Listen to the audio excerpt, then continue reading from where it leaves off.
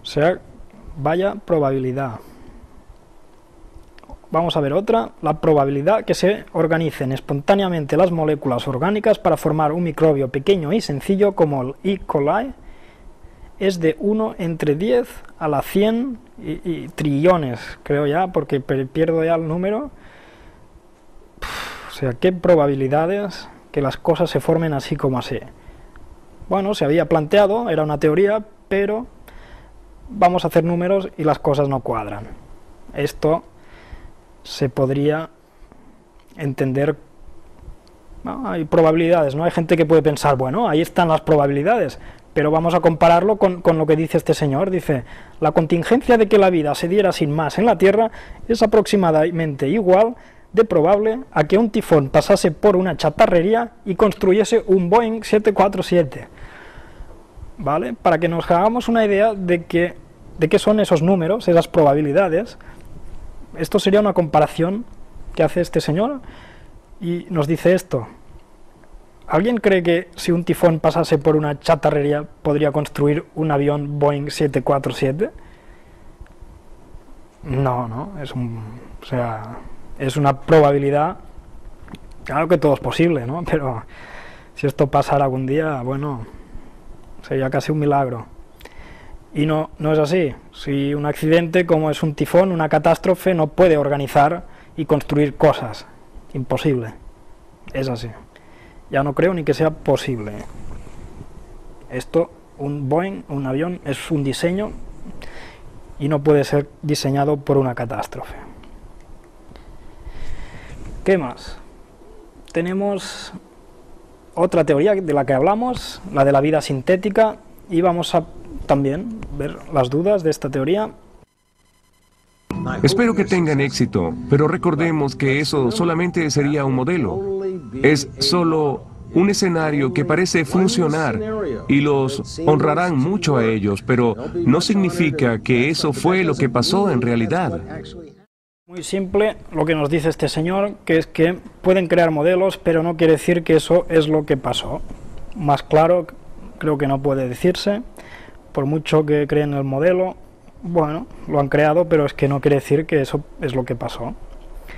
Incluso la vida no ocurre en un laboratorio, sino en la naturaleza. O sea, una vez incluso que hayan alcanzado este objetivo de crear vida en laboratorio, es que no, en la realidad es que la vida no se formó en un laboratorio. ¿De qué sirve? Si se creó en la naturaleza, ya pueden ir formando vida o creando vida en laboratorios, pero es que la vida no se creó en un laboratorio. Entonces no es un buen camino a seguir, ¿eh? Bueno, vamos a hacer un pequeño resumen de aquí de los mecanismos de evolución de la vida. Ya vimos que la teoría de la evolución nos dice que todo ocurre durante miles de millones de años, de lo simple a lo complejo. Analicemos los hechos que hemos visto, y es que las formas simples no existen, todas son complejas, creo que esto lo hemos dejado claro, que las formas supuestamente simples actualmente no muestran ningún tipo de evolución, y esto lo hemos comprobado con los fósiles vivientes, que no existe ningún fósil de formas intermedias que se pueda demostrar, y ¿por qué no vemos en la actualidad ningún tipo de organismo en vías de evolución? Bueno, estos son cuatro puntos muy importantes basados en hechos. Esto no son teorías, son hechos que se pueden observar todo el mundo en la naturaleza, que nos indican que no puede ser así las cosas, como dice la teoría de la evolución, pero algunos se empeñan, y ya se empeñaron hace tiempo, y bueno, ellos plantearon unas teorías que solamente eran teorías, y hablamos de ellas en la primera parte. Vamos ahora a hablar sobre, por ejemplo, Lamarckismo, Lamarck. Ya vimos lo que decía, que por ejemplo la jirafa tenía el cuello largo porque durante mucho tiempo lo había estado estirando para poder comer de los árboles, ¿eh? Pero esto incluso ya se vio que no podía ser de esta manera, porque las leyes de la herencia, de Mendel, de genética, desmontaron esta teoría. Imposible, esto no puede ser, que por mucho que estires el cuello, las próximas generaciones tengan el cuello más largo. O sea, esto ahora se ve como una tontería, en esos tiempos se vio como una teoría bastante buena, ¿eh? Incluso la función no crea un órgano. Lo mismo, por mucho que tires el cuello, no va a quedar estirado. ¿Vale? Teoría descartada. Pasamos a Darwin, ya vimos que todo va evolucionando de simple a complejo a través de la selección natural, el que mejor se adapta sobrevive. Bueno, pues también las leyes de la herencia de Mendel desmontaron esta teoría. En el mundo natural lo más evidente es la cooperación, no la competición. Incluso los animales muy especializados no sobreviven, o sea, ya tienen que ser especializados para adaptarse, pero los más especializados no se adaptan. Siguiente, después vimos las mutaciones. Con las mutaciones, bueno, ya tenían un poco de teoría porque eran hereditarias y aquí ya ganaron un poco de terreno.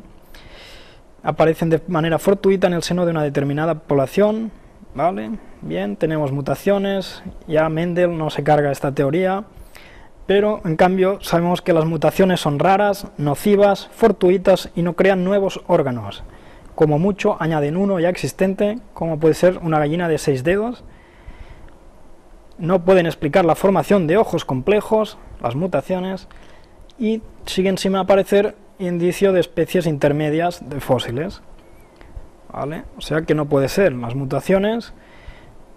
Aquí tenemos esta noticia que dice: insólito caso de basquetbolista que tiene 6 dedos en sus manos. Bueno, pues como la gallina que decíamos, esto es un tipo de mutación, pero no quiere decir que este señor acabe evolucionando y se convierta en otra cosa. Simplemente tiene esto, 6 dedos. ¿Qué más? Tenemos la síntesis moderna. Ya revisamos un poco. Esto era el neodarwinismo, que cree en diferentes tipos de evolución, la microevolución y la macroevolución. Dice pero siguen habiendo problemas, ¿no? El mecanismo básico de la evolución permanece sin resolver. La deriva genética muy discutida entre evolucionistas y los cambios fortuitos al azar no producen ningún orden evolutivo. Son serias dudas. Cuando hablamos de mutaciones a veces nos dicen, ¿no? Los virus se resisten a los antibióticos y mutan y se hacen más fuertes. Sí, esto pasa, pero siguen siendo virus, ¿no? No se han convertido en otra cosa. O sea, es un virus quizá que se ha adaptado a algún tipo de situación, pero sigue siendo un virus, no se ha hecho otra cosa. No puede cambiar una cosa a otra, así como así, por mutaciones. ¿Vale? Esto es lo que se llamaría una variación de menor entidad, lo que sería microevolución, ¿vale? Esto lo podemos aceptar, pero otra cosa es la macroevolución, transformación de un animal en otro. Esto es ciencia ficción, pero esto es lo que siguen manteniendo los evolucionistas. ¿Qué nos dice este señor? Sabemos que las mutaciones en las células vivientes aparecen desde una vez en 10 millones de años hasta una vez en 100.000 millones. Resulta evidente que la probabilidad de que 5 mutaciones favorables ocurran en un solo ciclo de vida de un organismo es efectivamente igual a 0. Porque claro, si pensamos que las mutaciones han hecho evolucionar a las especies, tienen que ir seguidas y durante cierto tiempo, pero es que ya vimos que es muy raro, ¿eh? Las mutaciones no es algo que ocurre cada día. Y ¿qué más nos dice este señor? No importa cuán numerosas sean, las mutaciones no producen ninguna clase de evolución. Ya vimos, el ejemplo, una tortuga de 2 cabezas, pobrecita, no va a evolucionar a otro animal, siempre será una tortuga. No hay duda de esto, ya nos lo dice este señor. Incluso otro evolucionista, este señor dice: y hoy la síntesis moderna, el neodarwinismo, no es una teoría, sino una variedad de opiniones que cada una, a su manera, trata de sobreponerse a las dificultades presentadas por el mundo de los hechos. Bueno, típico de las teorías evolucionistas, tienen que sobreponerse a las dificultades presentadas por el mundo de los hechos. O sea que los hechos no concuerdan, pero hay que adaptarse a estos hechos porque es lo único que hay, pero con teorías que no pueden ser. Y aquí otro señor que nos dice: el neodarwinismo debe ser abandonado como una secta religiosa pequeña del siglo XX dentro de la extensa creencia religiosa de la biología anglosajona. Bueno, aquí ya nos está hablando incluso de que el neodarwinismo podría ser, bueno, es una secta religiosa pequeña del siglo XX. Ya nos hacen creer cosas que no son. Vaya opinión, poco fuerte. Y ahora, diversificación hasta la actualidad. Ya vimos que en la actualidad ya los mismos evolucionistas no se aclaran mucho, hay ideas contradictorias, descontentos, diversidad en pensamiento, y quieren explicar lo de la falta de estos eslabones perdidos mediante una teoría del equilibrio puntuado, que dice largos periodos de estabilidad entre periodos de cambio rápidos en poblaciones pequeñas, ¿no? De esta manera podrían explicar la falta de fósiles, de eslabones perdidos, pero claro, ¿y en las poblaciones grandes? ¿Por qué en unas sí y en otras no? ¿Cómo explican esto? Pues no pueden explicarlo. Y dicen, nuevos descubrimientos en biología molecular cuestionan preguntas nuevas. Lo que está pasando es que la ciencia avanza, se están planteando muchas preguntas y estos evolucionistas no tienen respuestas siguiendo su modelo evolucionista. Entonces, cuando no hay respuestas hay que seguir otros caminos y es importante que esta gente los siga, porque si no se están quedando estancados. ¿Qué dicen aquí? Con tanto tiempo lo imposible se vuelve posible, lo posible probable y lo probable casi seguro. Solo hay que esperar. El propio tiempo obra los milagros, ¿no? Bueno, ya hablamos de que con tantos millones de años todo es posible, ¿no? Esto es lo que pensaron, lo que se podría pensar, lo que se piensa, que bueno, al haber tanto tiempo, todo es posible. ¿Es verdad esto? Pues hay gente que incluso dice esto. Harían falta 10 a la 239 billones de años para producir una molécula proteínica específica. O sea, incluso apoyando la teoría de la evolución, serían necesarios muchos más millones de años de los que ellos plantean. O sea, se han quedado cortos.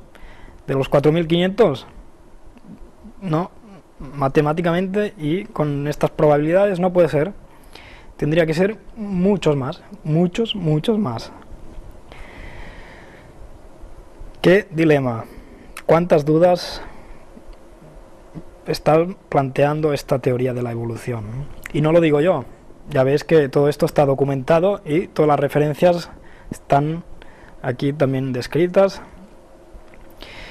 Vamos a hablar de algunas de estas preguntas sin respuesta en el tema de reproducción sexual. A ver, durante el proceso de formación y evolución de los aparatos reproductores, ¿cómo se reprodujeron esos organismos? Porque esos órganos no funcionaban como deberían, ¿no? Claro, pensamos una cosa, para que haya vida, bueno, las especies, los organismos tienen que reproducirse, pero si esos órganos reproductores tienen que evolucionar, hasta que no han evolucionado, ¿cómo van a funcionar para que haya reproducción? Claro, no puede ser. Dice, y además, ¿cómo sabían esos organismos cómo reproducirse? ¿Cómo conocían el acto de reproducción sexual si todavía no habían evolucionado? Claro, si tu cuerpo no ha evolucionado, ¿cómo vas a usar esas partes? Si no están completamente formadas, es que no funcionan como deberían. Entonces, ¿cómo se reproducen? ¿Cómo evolucionan? Vaya pregunta, ¿eh? Dice, no parece que sea posible que la compleja reproducción sexual haya podido evolucionar en ningún momento. Claro que no, porque si no se evoluciona, no se reproduce algo. Y es así. Vamos a hablar de más preguntas sin respuestas sobre el código genético. ¿Cómo llegó a existir el código genético? ¿Vale? Nos podemos plantear esta pregunta. Dice, durante el proceso de formación del código genético, ¿cómo habrían sobrevivido y desarrollado esas formas de vida? Claro, porque cualquier tentativa de cambiar el código genético gradualmente significaría la muerte instantánea para cualquier organismo. Claro, es que a veces nos quedamos solo en las cosas, no sé, evolución de un animal a otro, cosas así, pero es que hay muchísimas cosas pequeñas y súper importantes, ya sea código genético, que cualquier cambio es que muerte. ¿Cómo evoluciona esto? Pues no hay respuestas a esto. El ADN. ¿Cómo ha evolucionado el ADN de los seres humanos?